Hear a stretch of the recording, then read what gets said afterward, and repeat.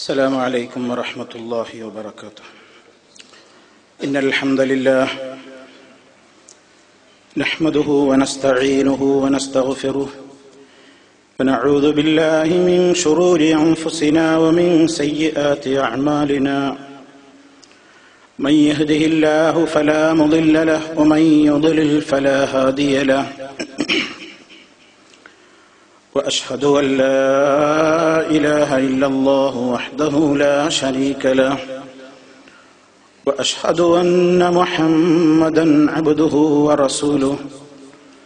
اللهم صل على محمد وعلى آل محمد كما صليت على إبراهيم وعلى آل إبراهيم إنك حميد مجيد. اللهم بارك على محمد وعلى آل محمد كما باركت على إبراهيم وعلى آل إبراهيم إنك حميد مجيد.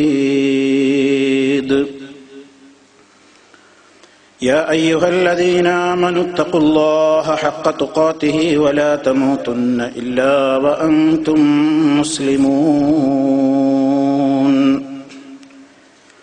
أما بعد فإن خير الكلام كلام الله وخير الهدي هدي محمد صلى الله عليه وسلم وشر الأمور محدثاتها وكل محدثة بدعة وكل بدعة ضلالة.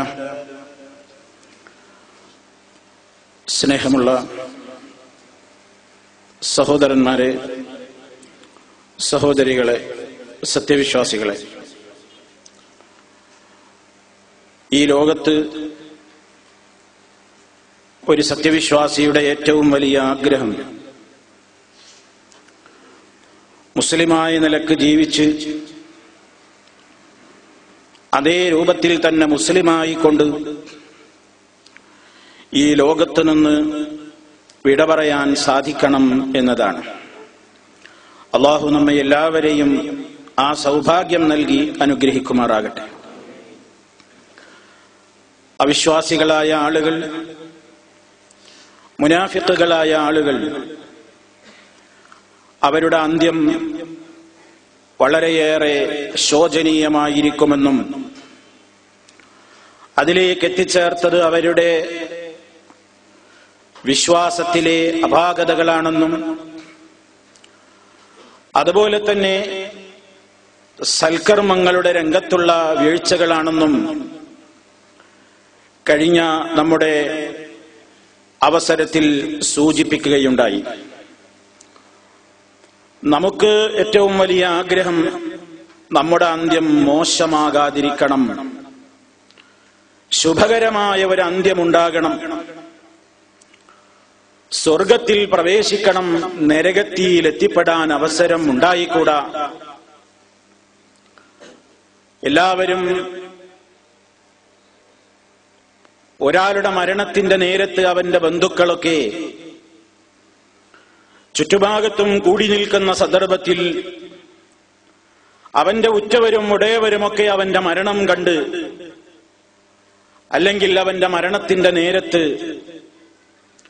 വളരെയേറെ സന്താപത്തിലും വിഷമത്തിലും കണ്ണുനീരൊലിപ്പിച്ചുകൊണ്ടുമൊക്കെ ചുറ്റും കൂടി നിൽക്കുന്ന നേരത്ത്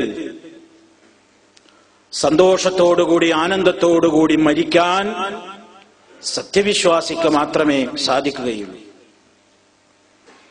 നമ്മളെല്ലാവരും ജനിക്കുന്ന അവസരത്തിൽ ഒരു കുഞ്ഞ് ജനിച്ചു എന്ന വാർത്ത കേൾക്കുമ്പോൾ ബന്ധപ്പെട്ട ആളുകളൊക്കെ വളരെയേറെ സന്തോഷിക്കാറുണ്ട്, ആനന്ദിക്കാറുണ്ട്. പക്ഷേ ഈ കുഞ്ഞ് കരഞ്ഞുകൊണ്ടാണ് ജനിക്കുന്നത്. കുഞ്ഞു കരയുകയും പരിസരത്തുള്ളവർ ചിരിക്കുകയും ആനന്ദത്തിൽ ഏർപ്പെടുകയും ചെയ്യുന്ന നേരമാണ് ജനനം. അതേ അവസരത്തിൽ മരണം നേരെ മറിച്ചായിരിക്കണം.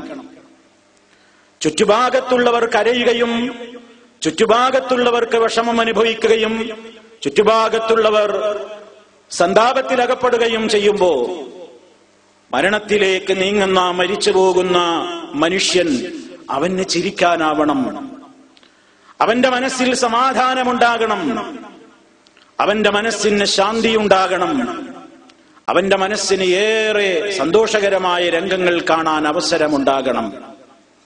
അതിന് പ്രിയപ്പെട്ടവരെ, യഥാർത്ഥമായ നിലക്കുള്ള വിശ്വാസത്തിലൂടെ കർമ്മങ്ങളിലൂടെ അല്ലാതെ സാധ്യമല്ല. ഒരു കവി ഈ കാര്യം വളരെ കൃത്യമായി മനുഷ്യന്റെ മനസ്സിനെ ഓർമ്മപ്പെടുത്തുന്ന നിലക്ക് സൂചിപ്പിച്ചിട്ടുണ്ട്. വലദത്ക ഉമ്മുക യബ്ന ആദമ ബാക്കിയാ വന്നാസു ഹൗലക യദ്ഹകൂന സുറൂറാ ഫജ്ഹദ് ലിനഫ്സിക അൻ തകൂന ഇദാ ബകൗ ഫീ ഹാലി മൗതിക ളഹികം മസ്റൂറാ.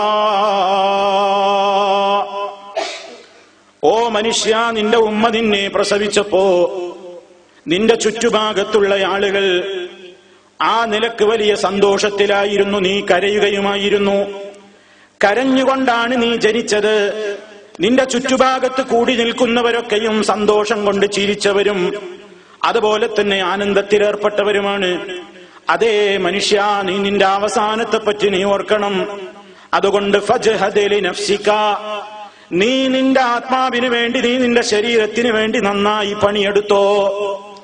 നീ നിന്റെ സൽക്കർമ്മങ്ങളെ നന്നാക്കി നിലനിർത്തിക്കോ. നിന്റെ വിശ്വാസത്തെ സുദൃഢമാക്കിക്കോ.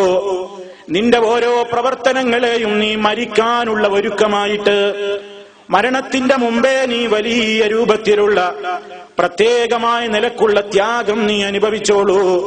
കാരണം നീ എന്തിനു വേണ്ടിയാണ് ത്യാഗം അനുഭവിക്കേണ്ടത്? അൻതകൂന ഇദാ ബകവോ, നിന്റെ ചുറ്റുഭാഗത്തും കൂടി നിൽക്കുന്നവരൊക്കെ നിന്റെ വേർപാടിന്റെ ദുഃഖം കൊണ്ട് സങ്കടപ്പെടുകയും കരയുകയും ഒക്കെ ചെയ്യുകയാണെങ്കിൽ ഫീ ഹാലി മൗതിക ളഹികം മസ്റൂറാ, നിനക്ക് സന്തോഷത്തോടുകൂടി ആനന്ദത്തോടുകൂടി ഈ ലോകത്ത് നിന്ന് വിട പറയാൻ അതിനുവേണ്ടി നീ നന്നായി അധ്വാനിച്ചോ. അതിനുവേണ്ടി നീ നന്നായി പണിയെടുത്തോ. ഇതാണ് പ്രിയപ്പെട്ടവരെ നമുക്ക് നമ്മുടെ മനസ്സിനോട് എപ്പോഴും പറയാനുള്ളത്. നമുക്ക് ഈ ലോകത്ത് നമ്മൾ ജീവിക്കുമ്പോ നമ്മുടെ മരണം നന്നാകണം എന്ന ബോധമാണ് ഏതവസരത്തിലും ഉണ്ടാകേണ്ടത്. ആ നിലക്ക് നമുക്ക് സ്വർഗത്തിൽ എത്തിച്ചേരാൻ നമ്മുടെ വിശ്വാസത്തിന്റെ ദൃഢീകരണത്തിന് വേണ്ടി നബി സല്ലല്ലാഹു അലൈഹി വസല്ലം പഠിപ്പിച്ചിരുന്ന ഒട്ടേറെ ദിക്റുകൾ ഉണ്ടല്ലോ. ആ കൂട്ടത്തിൽ പ്രിയപ്പെട്ടവരെ ഇന്നും പലരും ശ്രദ്ധിക്കാതെ പോകുന്ന, പലരും മനസ്സിലാക്കിയിട്ടില്ലാത്ത, കേട്ടവർ തന്നെയും പലപ്പോഴും പ്രവൃത്തിപഥത്തിൽ കൊണ്ടുവരാൻ മെനക്കെട്ടിട്ടില്ലാത്ത സയ്യിദുൽ ഇസ്തിഗ്ഫാർ എന്ന് പറയുന്ന മഹാപ്രാർത്ഥന നബി സല്ലല്ലാഹു അലൈഹി വസല്ലം അതിനെ സംബന്ധിച്ച് പറഞ്ഞതെന്താണ്?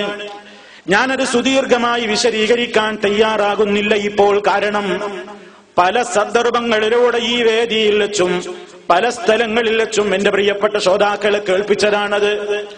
ഇസ്തിഗ്ഫാറിന്റെ നേതാവെന്നറിയപ്പെടുന്ന, അള്ളാഹുവെ പൊറുത്തു തരണേ എന്ന് അള്ളാഹുവിനോട് ഇസ്തിഗ്ഫാറിനെ ചോദിക്കുന്ന, മഗ്ഫിറത്തിനെ തേടുന്ന ദുആയുടെ ഏറ്റവും നേതാവായ ദുആയാണ് സയ്യിദുൽ ഇസ്തിഗ്ഫാർ എന്ന് നബി സല്ലല്ലാഹു അലൈഹി വസല്ലം പരിചയപ്പെടുത്തി തന്നിട്ടുള്ള ആ പ്രാർത്ഥന. അല്ലാഹുമ്മ അൻത റബ്ബി ലാ ഇലാഹ ഇല്ലാ അൻത ഖലഖ്തനീ എന്ന് തുടങ്ങിയിട്ട് കുറെ കാര്യങ്ങൾ ഇങ്ങനെ അല്ലാഹുവിന്റെ മുമ്പിൽ പറഞ്ഞിട്ട് ഫഇന്നഹു ലാ യഗ്ഫിറുദ്ദുനൂബ ഇല്ലാ അൻത എന്നവസാനിക്കുന്ന അല്പം സുദീർഘമായ ഒരു പ്രാർത്ഥനയാണത്. ഒരു 3-4 വരികളാണ് ആ പ്രാർത്ഥനക്കുള്ളത്. പക്ഷേ നബി സല്ലല്ലാഹു അലൈഹി വസല്ലം ആ ദുആ അങ്ങ് പഠിപ്പിച്ചു തന്നിട്ട് അവിടുന്ന് ഒരു കാര്യം പറഞ്ഞത് നിങ്ങളുടെ ശ്രദ്ധയിൽ ഉണ്ടാകണം. ഈ ദുആ അങ്ങ് പറഞ്ഞിട്ട് നബി സല്ലല്ലാഹു അലൈഹി വസല്ലം പറഞ്ഞിട്ടുണ്ട്, മൻ ഖാലഹാ, ഈ സയ്യിദുൽ ഇസ്തിഗ്ഫാർ ഒരാൾ പറഞ്ഞു കഴിഞ്ഞാൽ, ഇതൊരാൾ പ്രാർത്ഥിച്ചു കഴിഞ്ഞാൽ, ഏത് നിലക്ക്?